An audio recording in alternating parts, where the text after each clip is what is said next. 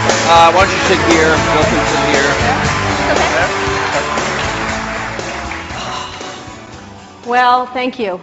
Before we get started, I think there were some pioneers. Of course, we have the pioneers here on stage, but there were some other really important pioneers in the video we just saw, and a couple of them are here in the audience. So, Mitch Kapor, who is a regular at D, could you just stand up and wherever you are? There he is.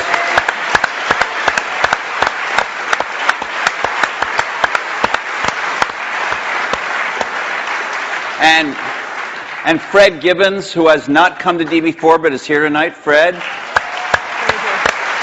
There's Fred. Right there. And I don't know if he's in the room, but I do want to recognize our fellow journalist Brent Schlender from Fortune, who did the last, to my knowledge, the last joint interview these guys did. It was not on a stage, but it was a Fortune magazine interview. Brent, I don't know if you're in the room. If you are, can you stand? Maybe he's Way back there. way over there.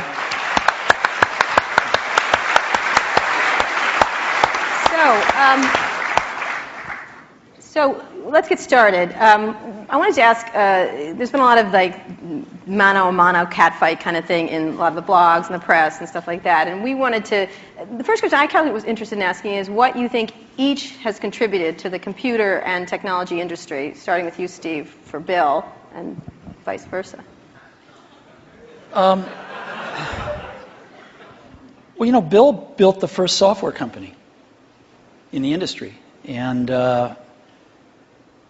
I think he built the first software company before anybody really in our industry knew what a software company was, except for these guys. And that was huge.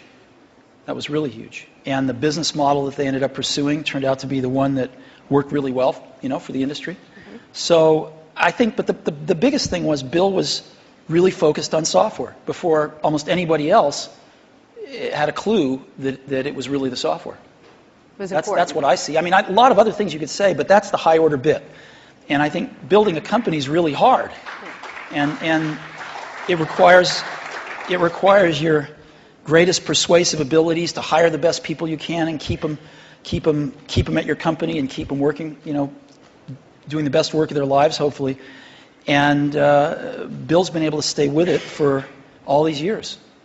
So, Bill, how about the contribution of Steve and Apple? Well, first I want to clarify, I'm not fake Steve Jobs.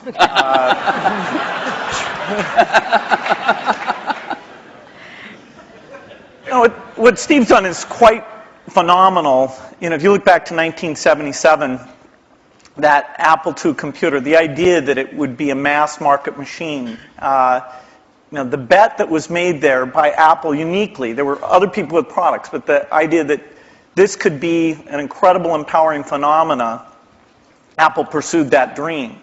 Then one of the most fun things we did was the Macintosh, and that was so risky. People may not remember that Apple really bet the company. Lisa hadn't done that well, and some people were saying, okay, that general approach wasn't good. But the team that Steve built, even within the company, to pursue that, even some days it felt a little ahead of its time. I don't remember that Twiggy disk drive. 128K. Yeah. The Twiggy disk drive. Yes. Steve gave a speech once, which is one of my favorites, where he talked about, in a certain sense, we build the products that we want to use ourselves. So he's really pursued that with incredible taste and elegance that has had a huge impact on the industry. And his ability to always come around and figure out where that next bet should be has been phenomenal. Apple literally was failing when Steve went back and reinfused the innovation and risk-taking that have been phenomenal. So the industry's benefited immensely from his work. We've both been lucky to be part of it, but I'd say he's contributed as much as anyone. We've also both been incredibly lucky to have had great partners that we started the companies with, and we've attracted great people. I mean, so everything that's been done at Microsoft and at Apple has been done by just remarkable people, none of which are sitting up here, today. Well, not us. Well, you're sort of the Not not us. And You're in a way you're the stand-ins for all those other people. in a way we are, in a very tangible way.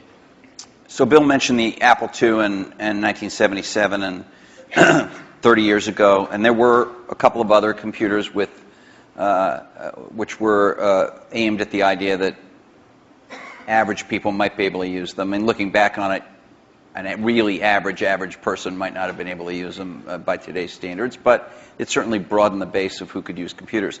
I actually looked at an Apple ad from 1978. It was a print ad that shows you how ancient it was, and it said thousands of people have discovered the Apple computer. Thousands of people. And it also said, you don't want to buy one of these computers where you put a cartridge in. I think that was a reference to one of the Atari or something. Oh, no. You want a computer you can write your own programs on.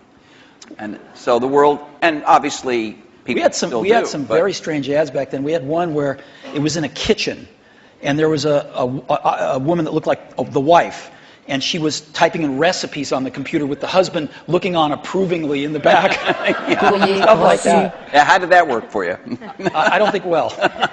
So, but just think back to, I know that you started Microsoft prior to 1977. I think Apple started the year before in 76. Microsoft in 74 was when we started writing the 75. BASIC. And then, then we did shipped the BASIC in 75.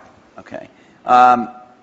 Most people, some people here, but I don't think most people know that there was actually some Microsoft software in that Apple II computer. Do you want to talk about what happened there, or how that occurred? Yeah, there'd been the Altair and a few other companies, actually about 24, that had done various machines. But the 77 group included the PET, TRS-80, Commodore. and Commodore PET, TRS-80, and the Apple II. The original Apple II BASIC, the integer BASIC, we had nothing to do with. But then there was a floating point one where, and I mostly worked with Woz on that. Let me tell this story. Okay. So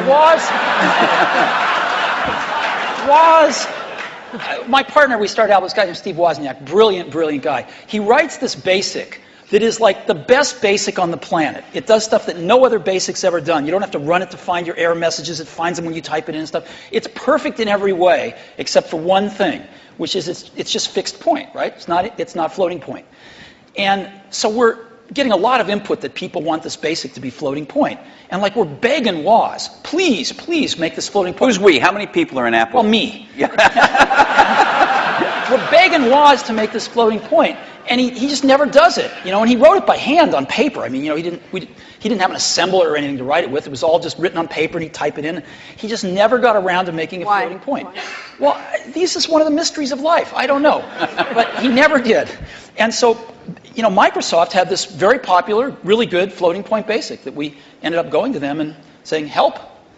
And how much was I think you were telling us earlier. That was $31,000. That Apple paid you for the floating point BASIC. And I flew out to Apple. I spent 2 days there getting the cassette. The cassette tapes were the main ways that people stored things at the time. Right. And, that was fun. I think the most fun is later when we worked together. Well, what was the most fun? Tell the story about the most fun that was later. And maybe later, not the most fun. Let him talk. I'm teasing.